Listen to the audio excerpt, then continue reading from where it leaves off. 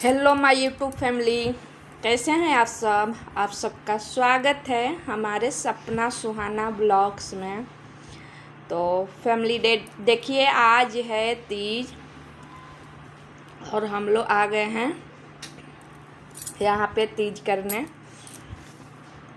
और यहाँ पे हम लोग पूरी तैयारी कर लिए थे एक दिन पहले ही, जैसे कि आप लोगों ने वीडियो में देखा होगा, क्योंकि तीज करने में ढेर सारा सामान की ज़रूरतें पड़ती है। तो यहाँ पे हम लोग पूरी तैयारी कर लिए थे और आज व्रत है, तो अभी हम लोग यहाँ पे भगवान का स्थापना कर रहे हैं और उसके बाद हम लोग कथा सुनेंगे, आरती करेंगे, सब कुछ करेंगे और सब कुछ आप लोग को इसी वीडियो में देखने को मिलेगा। और जो भी वीडियो मेरा देख रहे हैं सबको मेरी पूरी यूट्यूब फैमिली को मेरे तरफ से हैप्पी हैप्पी हैप्पी तीज, सभी को हैप्पी तीज। तो चलिए यहाँ पे देखिए, हम लोग दोनों लोग बैठकर, मैं हूँ और मेरी भाभी है, तो दोनों लोग बैठ के यहाँ पे हम लोग शिवलिंग पहले बना रहे हैं। मतलब शिव परिवार पूरा स्थापना करना होता है, तो यहाँ पे हम लोग शिवलिंग बनाएंगे और गणपति बप्पा बनाएंगे। उसके बाद माता जगत जननी पार्वती जी को बनाएंगे। तो यहाँ पे हम लोग बना दिए थे कुछ इस तरीके से, आप लोग देख रहे हैं। उसके बाद यहाँ पे पूजा चालू हो गया है। तो पहले हम लोग जल से स्नान कराए, फिर दूध से, मतलब जो भी जैसे जैसे होता है वैसे वैसे हम लोग कर लिए यहाँ पे। और अब बेलपत्री चढ़ाया जा रहा है। तो बेलपत्री में भी हम लोग उसमें ना, वो क्या नाम है,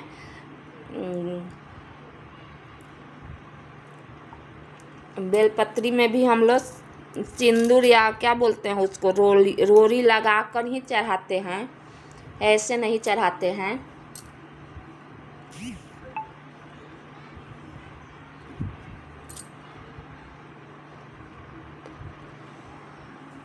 उसके बाद फूल और अर्पण करेंगे।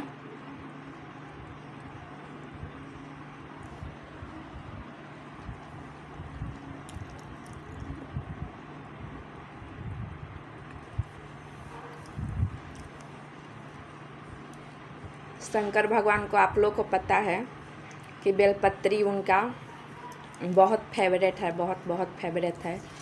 तो अब भगवान जी का हम लोग पूजा कर लिया और यहाँ पे हम श्रृंगार अर्पण कर रहे हैं माता जी का। इसमें बोलते हैं ना, तीज के दिन 16 श्रृंगार अर्पण किया जाता है। खुद भी करना होता है और माता जी को भी 16 श्रृंगार अर्पण किया जाता है।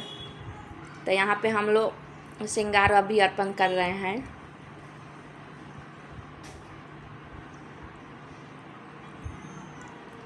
अब इसके बाद हम लोग भोग अर्पण करेंगे। देख सकते हैं यहाँ पे भगवान जी का भोग लगा दिए और भोग में सब फ्रूट होता है, गुड़ होता है और जो हमने खजूर पिरुकिया बनाया था साथ में वो भी होता है। तो यहाँ पे भोग अर्पण हो रहा है, आप लोग देख रहे हैं।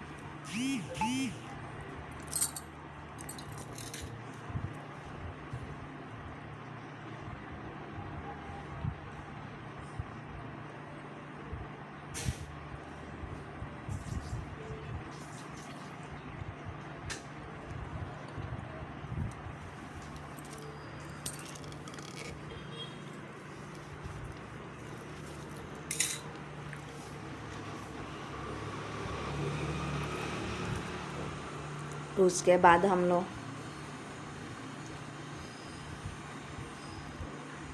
कथा सुनेंगे।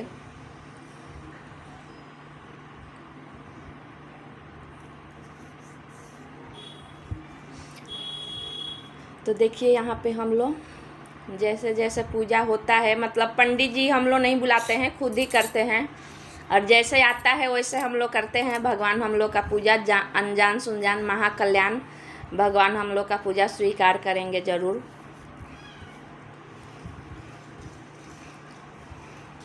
तो देखिए हम लोग यहाँ पे अब धूप बत्ती लगाएंगे।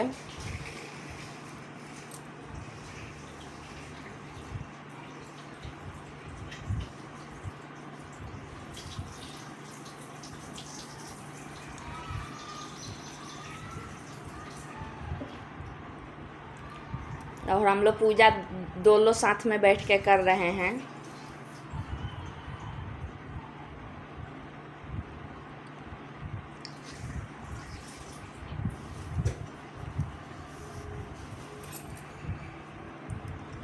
तो देखिए यहाँ पे हम लोग अगरबत्ती भी लगा दिए।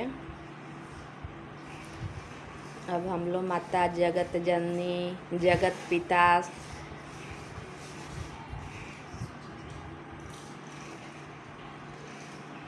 शिव शंभु से आशीर्वाद लेंगे। हरितालिका वट कथा। और अब हम लोग यहाँ श्री पार्वती जी के घुंघराले के कल्प वृक्ष के फूलों से ढके हुए हैं और जो सुंदर और नए वस्त्रों को धारण करने वाली हैं तथा कपालों की माता से जिनका मस्तक शोभमान और दिगंबर रूपधारी शंकर भगवान है, उनको नमस्कार है। कैलाश पर्वत की सुंदर विशाल चोटी पर विराजमान भगवान शंकर से गौरी जी ने पूछा, हे प्रभु, आप मुझे गुप्त से गुप्त किसी व्रत की कथा सुनाइए। हे स्वामी, यदि आप मुझ पर प्रसन्न हैं तो ऐसा व्रत बताने की कृपा करें जो सभी धर्मों का सार हो, जिसके करने से थोड़ा परिश्रम हो और फल भी विशेष प्राप्त हो जाए। यह भी बताने की कृपा करें मैं आपकी पत्नी किस व्रत के प्रभाव से हुई हूँ। हे जगत के स्वामी, यदि मध्य अंत के रहित आप मेरे पति किस दान अथवा पुण्य के प्रभाव से हुए हैं। शंकर जी बोले, देवी सुनो, मैं तुमसे यह व्रत कहता हूँ जो परम गोपनीय और सर्वस्व है। यह व्रत किसी ताराओं में चंद्रमा और ग्रहों में सूर्य, वर्णों में ब्राह्मण और सभी देवताओं में विष्णु, नदियों में जैसे गंगा, पुराणों में महाभारत, वेदों में शामदेव और इंद्रियों में मन रूपी भुजाओं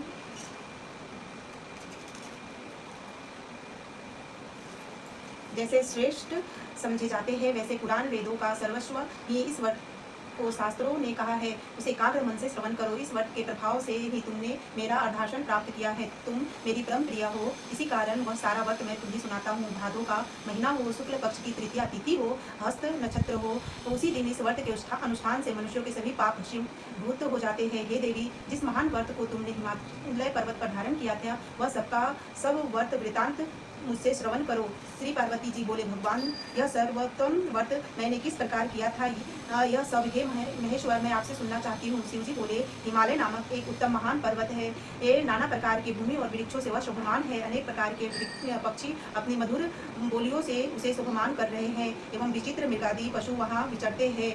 देवता गंधर्व सिद्ध प्रसन्न होकर वहाँ घूमते रहते हैं। गंधर्व अर्जन गायन करने में मग्न रहते हैं। नाना प्रकार की वैड्यूमणियों तथा सोने की ऊंची ऊंची चोटियाँ रूपी भुजाओं से यानी आकाश पर लिखता हुआ दिखाई देता है। उसका आकाश से स्पर्श इस प्रकार से है जैसे मैंने मित्र के मंदिर को छू रहा हो। वह बर्फ से ढका रहता है। गंगा नदी की ध्वनि से वह सदा शब्दमान रहता है। पार्वती, तुमने वही बाल्यावस्था के 12 वर्ष पर्यंत कठोर तप किया, अघोमुख होकर केवल धूम्रपान किया, फिर 64 वर्ष पर्यंत पक्के पत्ते खाए, माघ के महीने में जल में खड़ी होकर तप किया, वैशाख की अग्नि का सेवन किया, सावन में अन्न पान त्याग कर दिया, एकदम बाहर मैदान में जाकर तप किया। तुम्हारे पिताजी तुम्हें इस प्रकार के कष्टों से देखकर घोर चिंता से व्याकुल हो गए। उन्होंने विचार किया कि यह कन्या किसको दी जाए। उस समय ब्रह्मा जी के पुत्र परम धर्मात्मा श्रेष्ठ मुनि श्री नारद जी तुम्हें देखने के लिए वहाँ आए। उन्हें अर्घ्य आसन देकर हिमवान ने उनसे कहा, हे श्रेष्ठ मुनि, आपका आना शुभ हो। बड़े भाग्यों से ही आप जैसे ऋषियों का आगमन होता है। कहिए आपका शुभागमन किस कारण से हुआ है। श्री नारद मुनि बोले, हे पर्वतराज सुनिए, मुझे स्वयं भगवान विष्णु ने अपने पास भेजा है। आपकी यह कन्या रत्न है जिसकी योग्य व्यक्ति को समर्पण करना ही उत्तम है।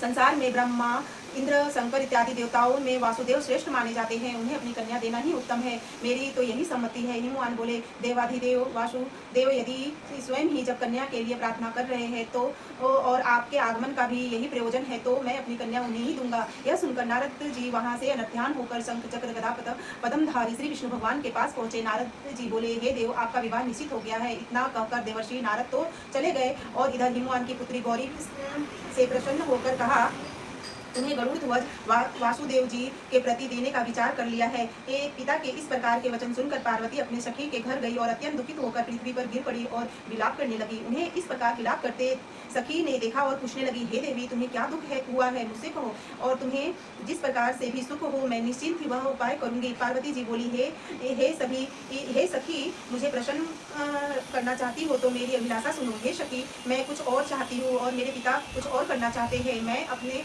मैं अपना पति श्री महादेव जी को वर चुकी हूँ और पिता उसके विपरीत करना चाहते हैं। इसलिए हे प्यारी सखी, मैं अब अपने देह का त्याग कर दूंगी। तब पार्वती जी के ऐसे वचन सुन सखी ने कहा, हे पार्वती, तुम घबराओ नहीं, हम दोनों यहाँ से निकलकर ऐसे वन में पहुँच जाएंगी जिसे तुम्हारे पिता ज्ञान ही नहीं सकेंगे। इस प्रकार आपस में राय कर पार्वती को वह घोर वन में ले गई। तब पिता हिमालय राज ने अपनी पुत्री को घर में न देखकर इधर उधर खोज किया, घर घर में ढूंढा, किंतु वह न मिली। तो विचार करने लगे, मेरी पुत्री को देव दानव किन्नरों में से कौन ले गया है? मैंने नारद जी के आगे श्री विष्णु भगवान के प्रति कन्या देने की प्रतिज्ञा की थी। अब मैं क्या दूं? वो इस प्रकार की चिंता करते करते वह मूर्छित होकर गिर पड़े। तब उनकी ऐसी अवस्था देखकर हाहाकार करते हुए ये लोग हिमालय राज के पास पहुंचे और पूछा, मूर्छा का कारण पूछने लगे। हिमालय राज बोले, किसी दुष्ट आत्मा ने मेरी कन्या का अपहरण कर लिया है, अथवा किसी काले सर्प ने उसे काट लिया है, या किसी सिंह व्याघ्र ने उसे मार डाला है। पता नहीं मेरी कन्या कहाँ चली गई है, किस दुष्ट ने उसे हर लिया है। ऐसा कहते कहते शोक में संतप्त होकर हम हिमालय राज वायु से कंप्यमान महावृक्ष के समान कांपने लगे। तुम्हारे पिता ने सिंह व्याघ्र भलुक आदि हिंसक पशुओं से भरे हुए एक वन से दूसरे वन में जाकर तुम्हें ढूंढने का बहुत बड़ा प्रयत्न किया। इधर अपनी सखियों के साथ एक घोर वन में तुम जा पहुंची। वहां एक सुंदर नदी बह रही थी, उसके तट पर एक बड़ी गुफा थी जिसे तुमने देखा। तब सखियों के साथ तुमने वह गुफा में प्रवेश किया। फिर खाना पीना त्याग कर के वहां तुमने अपने पिताजी युक्त बालुका लिंग स्थापित वहाँ तुमने पार्वती जी युक्त बालिका लिंग स्थापित किया। तब उस दिन भादो मास के शुक्ल पक्ष की तृतीया थी, साथ में हस्त नक्षत्र था। मेरी पूजा अर्चना आपने बड़े प्रेम से आरंभ की, बाजों और गीतों के साथ रात को जागरण भी किया। इस प्रकार तुम्हारा परम श्रेष्ठ व्रत, इसी व्रत के प्रभाव से मेरा आसन हिल गया। तब तत्काल में प्रकट हो गया, जहाँ तुम सखियों के साथ मैंने दर्शन देकर कहा कि हे वरानने, वर मांगो। तब तुम बोली, हे देव महेश्वर, यदि आप प्रसन्न हैं तो मेरे स्वामी बनिए। तब मैंने तथास्तु कहा। फिर वहां से अनध्यान होकर कैलाश पर पहुंचा। इधर जब प्रातः काल हुआ तब तुमने वह मेरे लिंग मूर्ति को नदी में विसर्जित किया। फिर अपनी सखियों के साथ वन से प्राप्त कंद मूल फल आदि से तुमने पारण किया। हे सुंदरी, उस स्थान पर सखियों के साथ तुम सो गई। हिमालय राज तुम्हारे पिता भी उस घोर वन में पहुंचे और अपना खाना पीना त्याग कर वन के चारों ओर तुम्हें ढूंढने लगे। नदी के किनारे दो कन्याओं को सोता हुआ उन्होंने देख लिया, पहचान लिया। फिर तो तुम्हें उठाकर गोदी में लेकर रोते रोते तुमसे कहने लगे, हे पुत्री, सिंह व्याघ्र आदि पशुओं से पूर्ण इस घोर वन में तुम क्यों आई? तब श्री पार्वती जी बोली, हे पिताजी सुनिए, आप मुझे विष्णु भगवान को देना चाहते थे। आपकी यह बात मुझे अच्छी न लगी, इससे मैं वन में चली आई। यदि आप मेरा विवाह भगवान शंकर के साथ करेंगे तो मैं घर चलूंगी, यदि नहीं तो यहीं रहना मेरा निश्चित कर लिया है। तब तुम्हारे पिता ने कहा कि एवमस्तु, मैं शंकर के साथ ही तुम्हारा विवाह कराऊंगा। उनके ऐसा कहने पर ही तुम घर में आई। तुम्हारे पिताजी ने तब विवाह विधि से तुमको मुझे अर्पित कर दिया। हे पार्वती जी, यह उसी व्रत का प्रभाव है जिससे तुम सौभाग्य की वृद्धि हो गई। अभी तक किसी के सम्मुख मैंने यह व्रतराज का वर्णन नहीं किया। हे देवी, इस व्रतराज का नाम भी आज श्रवण कीजिए, क्योंकि तुम अपनी सखियों के साथ इस व्रत के प्रभाव से हरी गई। इस कारण इस व्रत का नाम हरितालिका हुआ। पार्वती जी बोली, हे प्रभु, आपने इसका नाम तो कहा, अब कृपा करके इसकी विधि भी कहिए। इससे कौन सा फल प्राप्त मिलता है, कौन सा पुण्य लाभ होता है और किस प्रकार से कौन सा इस व्रत को करे। ईश्वर बोले, हे देवी सुनो, यह व्रत सौभाग्यवर्धक है। जिसको सौभाग्य की इच्छा हो वह यत्न पूर्वक इस व्रत को करे। सबसे प्रथम वेदी की रचना करे, उसे केले के खंभे रोपित करे, चारों ओर बंधन वार बांधे, उसके ऊपर रेशमी वस्त्र बांधे, विविध रंगों के और भी वस्त्र लगाए। इस मंडप के नीचे भूमि को अनेक चंदाधिक सुगंधित जल द्वारा लिपे और शंख मृदंग आदि बाजे बजवाए। यह मंडप मेरा ही मंदिर है, इसलिए नाना प्रकार के मंडल गीत वहाँ होने चाहिए। शुद्ध रेती का मेरा लिंग और पार्वती जी के साथ यहाँ स्थापित करे। बहुत से पुष्पों द्वारा गंध फूल आदि से मेरा पूजन करे। नाना प्रकार के निष्ठा आदि नैवेद्य समर्पित करे। रात को जागरण करे। नारियल, सुपारी, मौसम्बियाँ, नींबू, बकुल, बीजपुर, नारदिया एवं और भी ऋतु अनुसार बहुत से फल, उस व्रत में होने वाले नाना प्रकार के कंदमूल, सुगंधित धूप दीप आदि सब लेकर इन मंत्रों द्वारा पूजन करके चढ़ावे। मंत्र इस प्रकार से, शिव शांत पंचमुखी शूली नदी मृदांगी महाकाल गणों से युक्त शंभु आपको नमस्कार है। शिवा प्रिय प्रकृति सृष्टि हेतु श्री पार्वतीश्वर मंगला रूपा शिव पार्वती जगत रूपा आपको नमस्कार है। हे शिव नित्य कल्याणकारी जगदम्बिके शिव स्वरूपे आपको बारंबार नमस्कार है। आप ब्रह्मचारिणी हो, जगत की धात्री शिवानी हो, आपको नमस्कार है। संसार के भय संताप से मेरी रक्षा कीजिए। हे महेश्वरी पार्वती जी, जिस कामना के लिए आपकी पूजा की है वह कामना पूर्ण कीजिए। राज्य, सौभाग्य और संपत्ति प्रदान कीजिए। शंकर जी बोले, देवी इन मंत्रों तथा प्रार्थनाओं द्वारा मेरा साथ तुम्हारा पूजन करे और विधि पूर्वक कथा श्रवण करे, फिर बहुत सा अन्नदान करे। यथाशक्ति वस्त्र, स्वर्ण, गाय ब्राह्मणों को दे एवं अन्य ब्राह्मणों को भूयसी दक्षिणा दे। स्त्रियों को भूषण प्रदान करे। हे देवी, जो स्त्री अपने पति के साथ भक्ति युक्त चित्त से इस सर्वश्रेष्ठ व्रत को सुनती तथा करती है, उसके सभी पाप नष्ट हो जाते हैं। 7 जन्मों तक उसे राज्य की प्राप्ति होती है, सौभाग्य की वृद्धि होती है। और जो नारी इस भद्रा के शुक्ल पक्षी तृतीया के दिन व्रत नहीं धारण करती है, आहार कर लेती है, वह 7 जन्मों तक बांध्या रहती है और जन्म जन्म में विधवा हो जाती है। वह दरिद्रता पाकर अनेक कष्ट उठाती है, उसे पुत्र शोक छोड़ता ही नहीं। और जो उपवास नहीं करती वह घोर नरक में जाती है। अन्न के आहार करने से उसे सुकरी का जन्म मिलता है, फल खाने से वानरी होती है, जल पीने से जोक होती है, दुग्ध के आहार से सर्पनी होती है, मांसाहार से व्याघ्री होती है, दही खाने से बिल्ली होती है, मिठाई खा लेने से चिट्टी होती है, सभी वस्तुएं खा लेने पर मक्खी हो जाती है, जो सो जाने पर अजगरी का जन्म पाती है, पति के साथ ठगी करने वाली मुर्गी होती है। शिव जी बोले, हे देवी, इसी कारण सभी स्त्रियों को प्रयत्न पूर्वक सदा यह व्रत करते रहना चाहिए। चांदी, सोने, तांबे, बाग अथवा रखे हुए फल, वस्त्र, दक्षिणा आदि सब श्रद्धा पूर्वक विद्वान श्रेष्ठ ब्राह्मण को दान दे, उसके अनंतर पारण करके भोजन करे। हे देवी, जो इस प्रकार से सदा व्रत किया करती है, वह तुम्हारे समान अपने पति के साथ पृथ्वी पर अनेक भोगों को प्राप्त करके सानंद विहार करती है और अंत में शिव का सानिध्य प्राप्त करती है। इसकी कथा के श्रवण करने से 1000 अश्वमेघ एवं 100 वाजपेयी यज्ञ का फल प्राप्त होता है। हे श्री शिव जी बोले, हे देवी, एक इस प्रकार मैंने आपको इस सर्वश्रेष्ठ व्रत का महामत्य सुनाया है, जिसके अनुष्ठान मात्र से करोड़ों यज्ञों का पुण्य प्राप्त होता है। इति श्री भविष्योत्तर पुराणे हर गौरी संवादे हरि तारिका व्रत कथा समाप्त। बोलो शंकर जी पार्वती जी की जय, गजानंद की जय, श्री पार्वती की जय। तो यहाँ पे गाइस कथा समाप्त हो गया और अब हम लोग यहाँ पे आरती करेंगे, क्योंकि कथा हम लोग पढ़ लिए। और आप लोग को कैसा लगा आप लोग ज़रूर बताइएगा। आप लोग को पूरा कथा इस वीडियो में आप लोग को देखने को मिला, तो आप लोग ज़रूर बताइएगा। अब यहाँ पे हम लोग आरती करेंगे, तो आप लोग बने रहिएगा। और आज बहुत ही अच्छा लगता है, आज बहुत ही अच्छा लगता है। और आज क्या था ना, इस बार तीज का मतलब कथा का टाइम 1 बज के कुछ मिनट तक ही था दोपहर में, तो उसके पहले हम लोग किए, तो सुबह से बहुत जल्दी सब कुछ करना पड़ा, क्योंकि कथा करने से पहले घर में भी औरों काम होता है, साफ़ सफाई सब कुछ करना, नहाना, रेडी उडी होना। तो ये सब हम बहुत सुबह से ही उठ के जल्दी हम लोग कर लिए थे। और करीब कथा हम लोग शुरू कर दिए थे 12 साढ़े 12 से हम लोग बैठ गए थे पूजा करने, और अभी 2 बज रहा है। तो मतलब कि हम लोग के जो टाइम था उसके अंदर में ही हो गया था कथा, जो पंडित जी टाइम बताए थे उस टाइम के अंदर में ही हम लोग कथा कर लिए थे।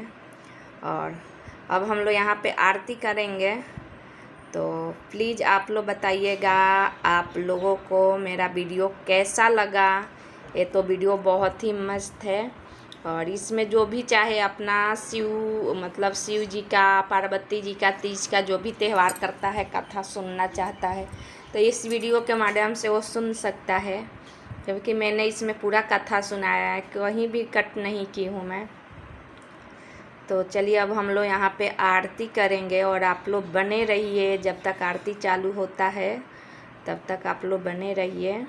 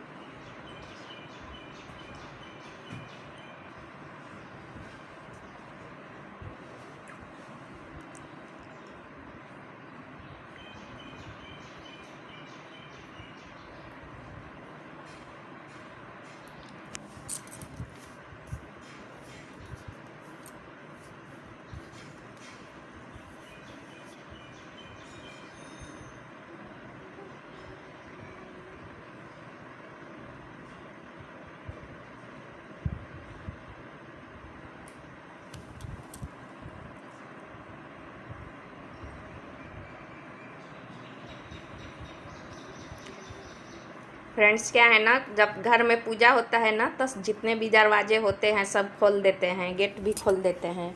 और हम लोग भी वही किए थे, सब खोल के रखे थे। पर क्या है ना फ्रेंड, इतना तेज़ हवा आ रही थी ना कि क्या बताएं, मतलब दीपक बुझना नहीं चाहिए जब तक कथा होता है तब तक। पर बहुत तेज़ तेज़ हवा आ रही थी बाहर से।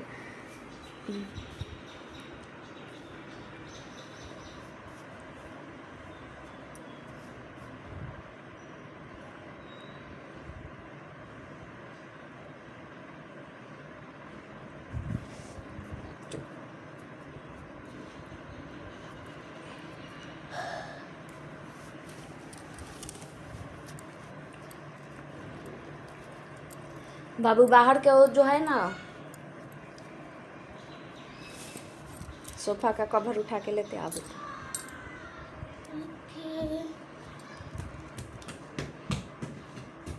सूख गया होगा। तो फ्रेंड्स देखिए, यहाँ पे हम लोग अब चालू कर दिए आरती। तो प्लीज़ आप लोग भी आरती में शामिल हो जाइए और भरपूर आनंद लीजिए आरती का। तो यहाँ पे हम लोग ओम जय शिव ओमकारा का